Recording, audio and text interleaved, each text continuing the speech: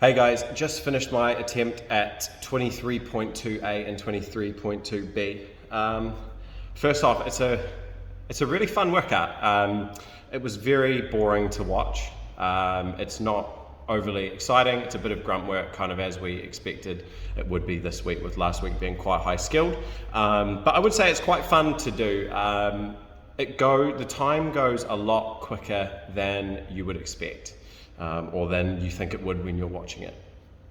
There's not a hell of a lot to say about this one. I would suggest that you choose a pace that you can sustain pretty comfortably the whole way through and just plug away.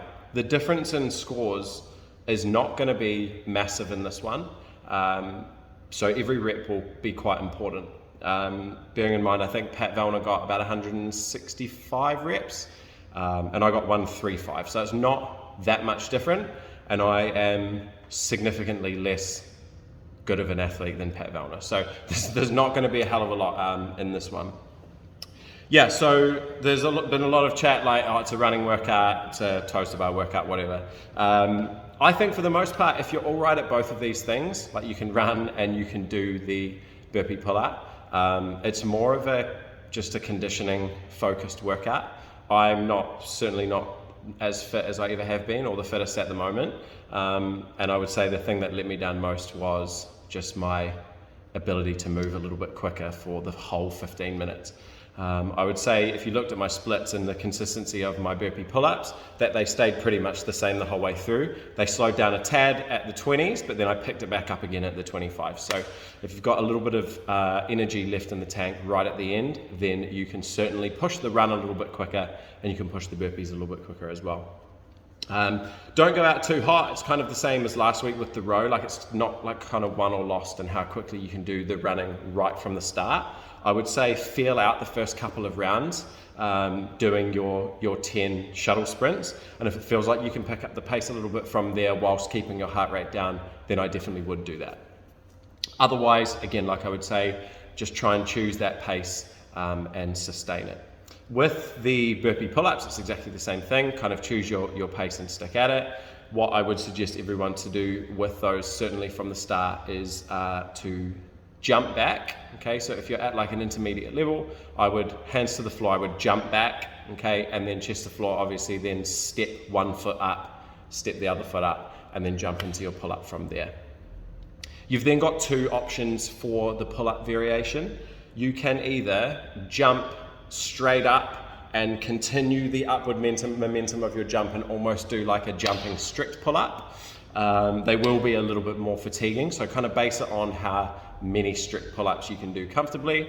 Or the other variation is that you can just jump up into a dead hang, initiate your kip swing, and do a kipping pull-up single.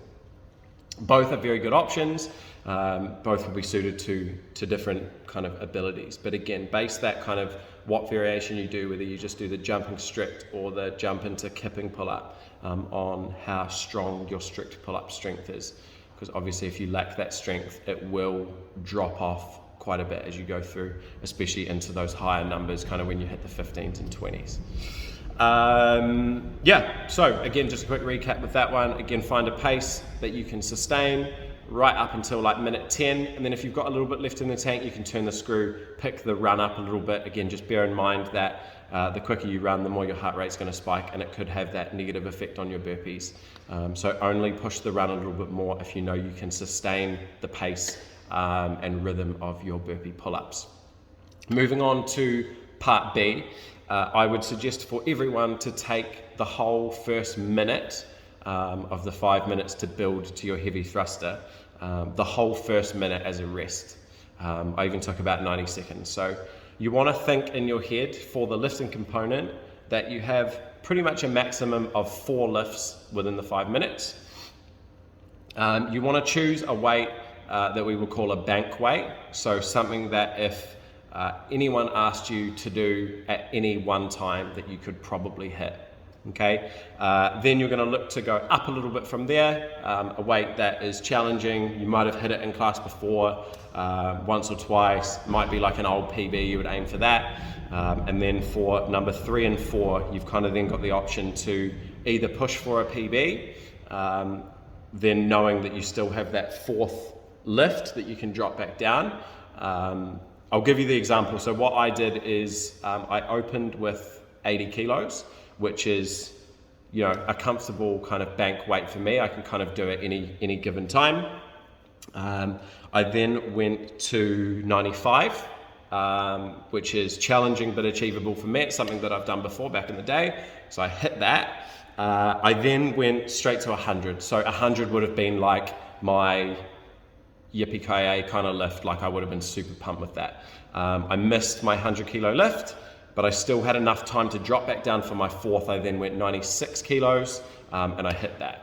So that's a good way to do it. Obviously base it on your numbers, but think bank weight, challenging, but maybe achievable from the past, something that you are aiming to hit maybe as a PB, and then you've either got that fourth lift. If you hit that kind of PB weight, you've got that fourth lift to push a little bit more and hit a second PB, or if you miss it like I did, you've got the ability to drop back down and hit something again that's a kind of in between. That's kind of it with this one, guys. There's not a hell of a lot to say. I say that and I've been talking for 6 minutes. But yeah, just quick recap. Find a pace, stick with it, turn it up a little bit in the end.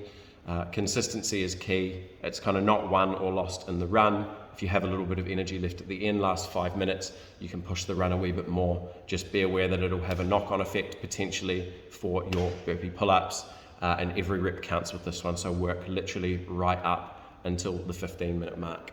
And then 4 lifts max, I would say, for your thruster, a bank weight, something that's challenging but maybe achievable for you, a PB weight, and then either a PB plus or somewhere in between.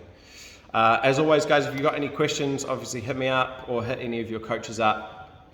Good luck for this one. It's a really fun workout, like I said. Enjoy it, and we'll see you tomorrow morning.